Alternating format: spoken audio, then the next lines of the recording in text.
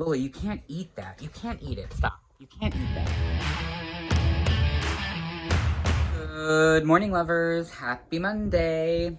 Today is January 27th, and I had this plan for a video I was gonna make. I was asking people on social media things they love about themselves, things they hate about themselves, and I was gonna compare. But today is actually a pretty significant day in my life. Today is my late mother's birthday. She died in 2008. And also, as most of the world knows, yesterday, Kobe Bryant was killed in a helicopter accident. So, it just so happens that my relationship with my mother kind of lends itself to the narrative about Kobe Bryant. So I thought I would talk a little bit about the tricky line of mourning someone and acknowledging the good things about them, and also not letting them off scot-free for the mistakes they made. So growing up, my mom was very into recreational drugs. She was an alcoholic. She was married like 75 times to really abusive men who would hold me underwater in the bathtub when I was 5 because I wasn't washing my hair right. Men who would try to make me more of a man so I wouldn't become gay. Men who would push me downstairs and pull my hair when I was sleeping. And my mom knew about all of these really terrible things that these people were doing, and she stayed with them.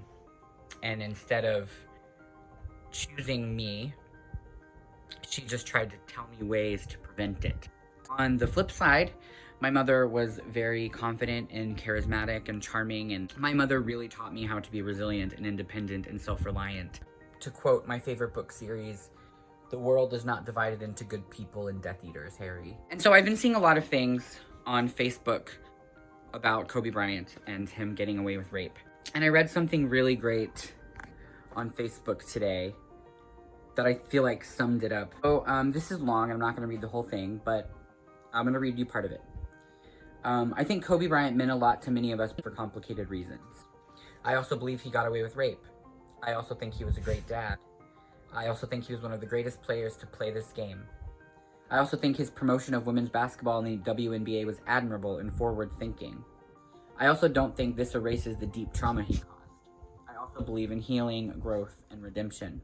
I also know that the ability to compartmentalize is a luxury of the privileged, and as someone who has not been sexually abused, I have privilege. I also know that his child died with him and that she deserved a longer life. I also mourn his family. I want to talk a little bit about the complications of mourning an imperfect person. My mother, there were a lot of really terrible things that she did or let happen, but I don't think that takes away from the good things that she did do. I also don't think that the good things she did do take away from the bad things. I say it a lot. The world is not black and white. We're all living in this gray, shadowy place that's not one thing or another. I just think that because somebody did something bad, it doesn't completely negate the good things that they also did. And because somebody did something good, it doesn't negate the bad things that they did. People are complicated.